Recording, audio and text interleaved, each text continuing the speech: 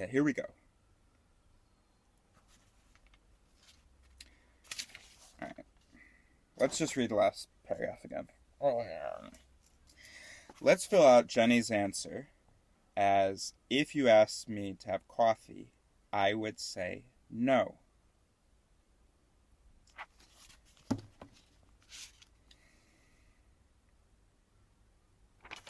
So if you ask me to coffee, P, then Q is no. And that holds in line 1.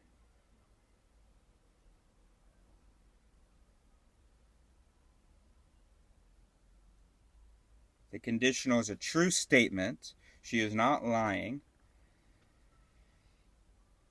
If indeed she says no. What the fuck? I'm so confused, and it's completely undermining my authority on its. Alright.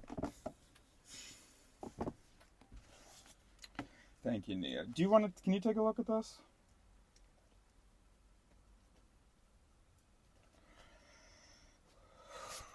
I don't want to read further until I feel like I know what I've read.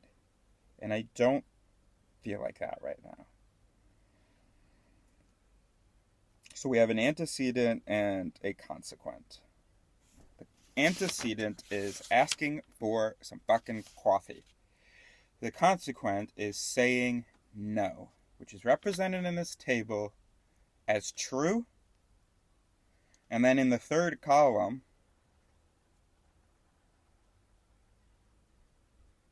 I don't understand an if-then-truth table.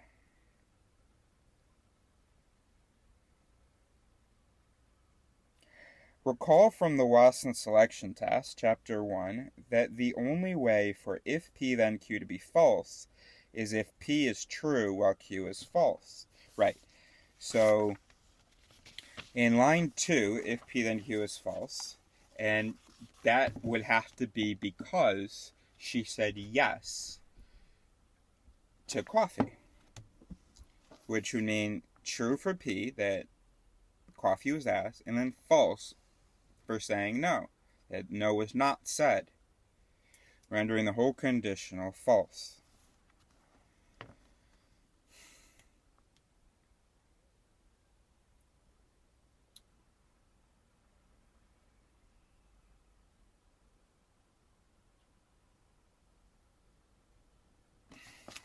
If we take the students at their word, Oliver would not ask her. In other words, P is false. Buenos días, caballero. Hola. Una preguntita le quería hacer. Sí, dime. Porque yo también caravana. Sí. Pero policía no para de molestar. Ah, yo no. No me dio nada. Aquí no nada. No, pero hace unos días que estoy aquí. Vale, Sí. poco tiempo, ¿no? Sí, sí. ¿Y tú cuánto tiempo? Yo llevo meses. Ah, meses, sí. Meses y meses. Meses. Y aquí mismo. Aquí multar. En el campo multar. Ah. Yo he multar, tío. Ah, Por puta. eso yo venía a preguntar. Sí, aquí, sí, digo, sí, ¿aquí claro. problema, no? Sí, ¿ah? Por eso yo venir aquí a preguntarte. Sí, si sí, tenés sí, sí, problemas claro. con policía. Sí, no. Claro, lo mío no es auto, es caravana. Ok. Ah, es eso. Ah, Only caravana. sí, no sí, motor. sí, entiendo. Entonces siempre multa. Ah, ok. Muy malo, tío. Ok. Y yo he visto aquí, digo, voy a preguntar a Sí, ver si... sí. Nada, pues vendré para acá. Y preguntó a ellos y a ellos. Preguntó a ellos. ¿Lo que? Sí, tú. ¿Tú ¿Preguntar a has ellos? preguntado? No, No, ok. a la policía no. No, a ellos. No, voy ahora. Ah, a ok. preguntar. Voy a ver, gracias, amigo. Yes, sí.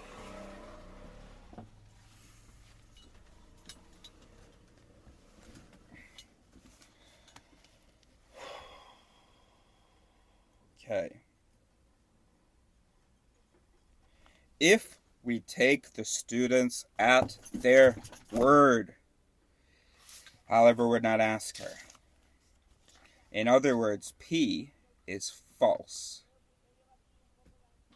Which in turn means that Jenny's if-then statement is true.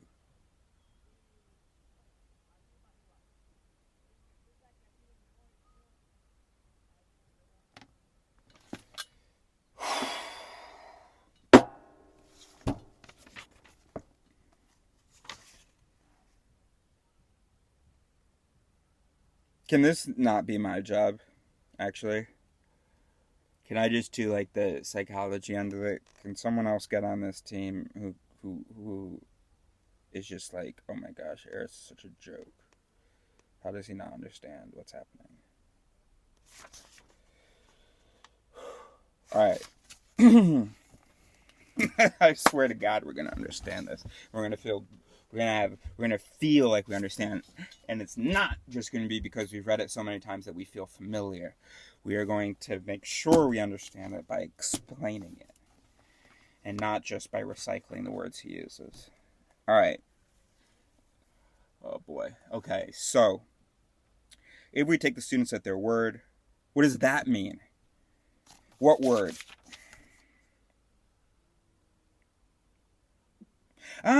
Because in the conversation, Oliver said I wouldn't ask you.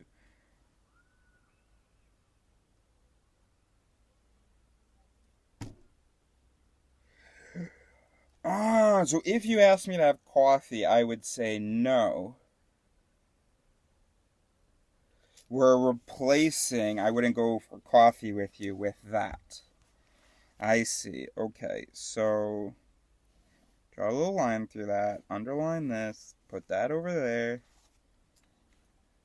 So is that right? We're rephrasing the quote to make it into a condition, or to make it more obviously, to give it a conditional form. Okay. So the conversation goes like this. What makes you so smart? What makes you so smart? If you asked me to have coffee, I would say no. I wouldn't ask you. That's what makes you stupid. Alright? So there's our conditional. If you asked me to have coffee, I would say no. We have the antecedent. If you asked me to say coffee, which Oliver denies that he would do. And then you have the consequent. I would say no. Now, the only way for that conditional to be false is if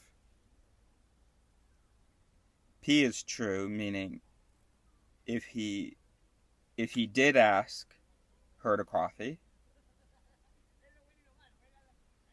while Q is false. So she didn't say no.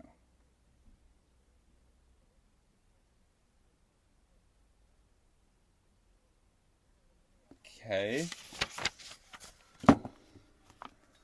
So, I thought this was some logical conclusion we were forming. Oliver would not ask her. But no, we're just saying if we look at what Oliver said, he said that she would not ask her. That he would not ask her. Okay. So if we take the students at their word, well, Oliver says he would not ask her. And so he wouldn't, if we take him at his word. In other words, P, asking her, is false. Which in turn means that Jenny's if-then statement is true.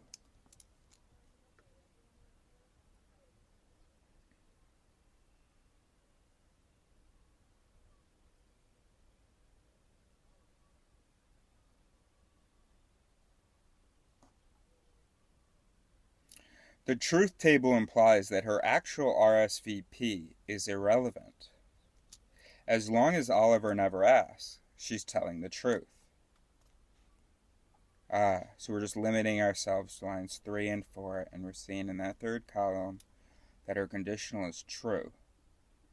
So we never really got the chance to actually evaluate her conditional by seeing the other examples. Okay. No wonder I was confused, because I think this was weird. Alright. The truth table implies that her actual RSVP is irrelevant, as what a good resolution of cognitive dissonance. It's not me that was having trouble understanding. Or if it was, it's not because I'm stupid. It's because Pinker's stupid. Of course, neither of us. I mean, I might be. Pinker definitely is not stupid. Um, but um, but also that it doesn't matter. It's not really about that. I'm sorry. Gosh, I should close this door. All right. So anyway, so that was just a funny thing that my brain did to resolve that cognitive dissonance, but I stand by it also. Alright, so the truth table implies that her actual RSVP is irrelevant. As long as Oliver never asks, she's telling the truth. Or we can never know that she's not telling the truth. Now, as the flirtatious scene closer suggests, Oliver eventually does ask her. P switches from false to true, and she does accept. Q is false. This means that her conditional, if P then Q, was false, as playful banter often is.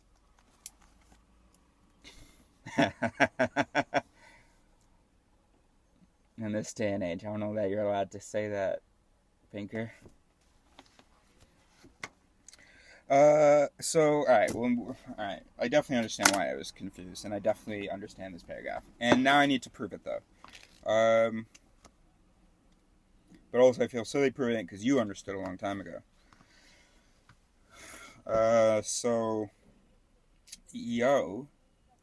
So, like, we can only evaluate if-thens within the conditions that are available for our evaluation.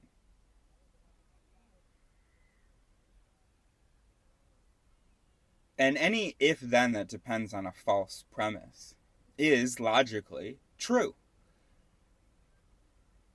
It cannot be demonstrated as false. It would need the condition to be true, and then the antecedent to be true, and then the consequent to be false in order for the conditional to be false. And if the antecedent is false, then the falsehood of the conditional is unprovable. Never got to check. Alright. I don't know but I think I'm right. The logical surprise we have just encountered, that as long as the antecedent of a conditional is false, the entire conditional is true, as long as Oliver never asks, she is telling the truth, exposes a way in which a conditional in logic differs from a statement with an if and a then in ordinary conversation. Generally, we use a conditional to refer to a warranted prediction based on a testable causal law, like if you drink coffee, you will stay awake. We aren't satisfied to judge the conditional as true just because it was never tested, like if you drink turnip juice, you will stay awake, which would be logically true if you never drank turnip juice. We want there to be grounds for believing that in the counterfactual situations in which P is true, you do drink turnip juice, not Q, you fall asleep, would not happen. When the antecedent of a conditional is known to be false or necessarily false, we're tempted to say that the conditional was moot or irrelevant or speculative or even meaningless, not that it is true.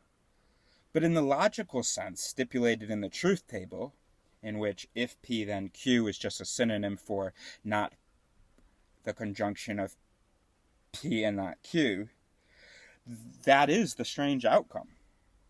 If pigs had wings, then 2 plus 2 equals 5 is true. And so is if 2 plus 2 equals 3, then 2 plus 2 equals 5. For this reason, logicians use a technical term to refer to the conditional in the truth table sense, calling it a material conditional. All right.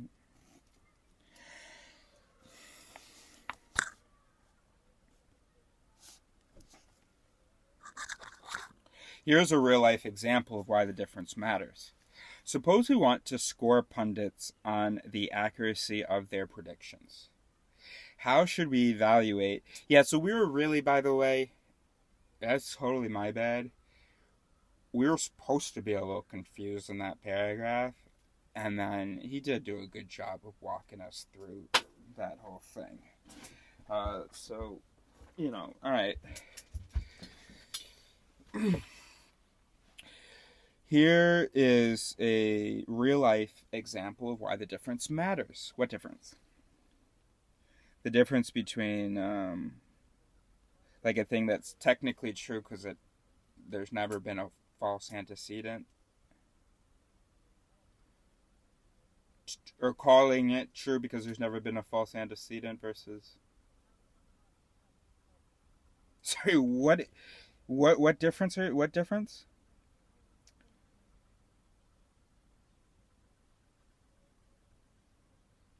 Oh, for this reason, logicians use a technical term to refer to the conditional in the truth table sense. Alright, we're just going to carry on.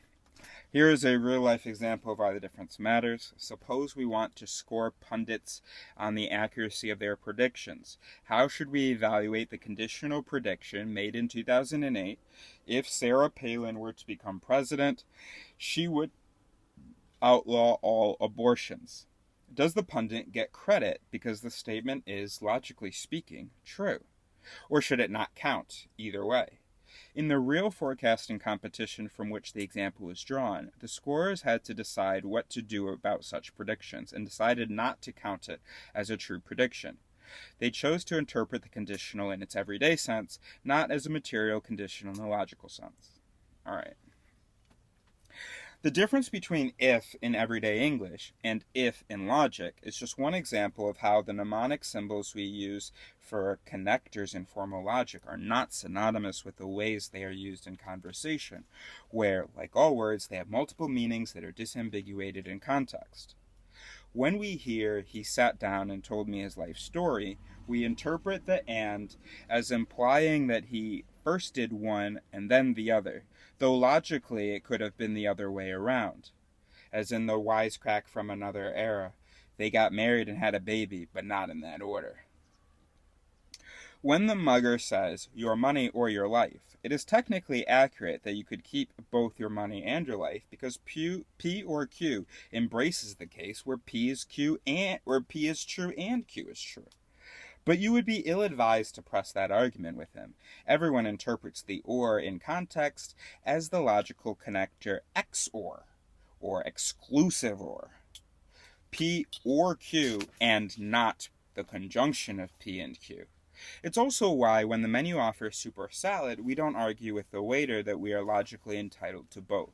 And technically speaking, propositions like boys will be boys, and a deal is a deal, and it is what it is, and sometimes a cigar is just a cigar, are empty tautologies necessarily true by virtue of their form and therefore devoid of content. But we interpret them as having a meaning. In the last example, attributed to Sigmund Freud, that a cigar is not always a phallic symbol. Even when the words are pinned down to their strict logical meanings, logic would be a minor exercise if it consisted only in verifying whether statements containing logical terms are true or false. Its power comes from rules of valid inference. Little algorithms that allow you to leap from true premises to a true conclusion. Not leap, but it's just... Yeah, you have little algorithms, and they take those antecedents and give you some consequence, and sometimes they're good conclusions. The most famous is called affirming the antecedent, or modus ponens. The premises are written above the line, the conclusion below. If P, then Q, premise 1. P, premise 2. Q, premise conclusion. If someone is a woman, then she is mortal. Xanthopy is a woman, therefore Xanthopy is mortal. Another valid rule of inference is called denying the consequent, the law of contraposition, or modus tollens. If P, then Q.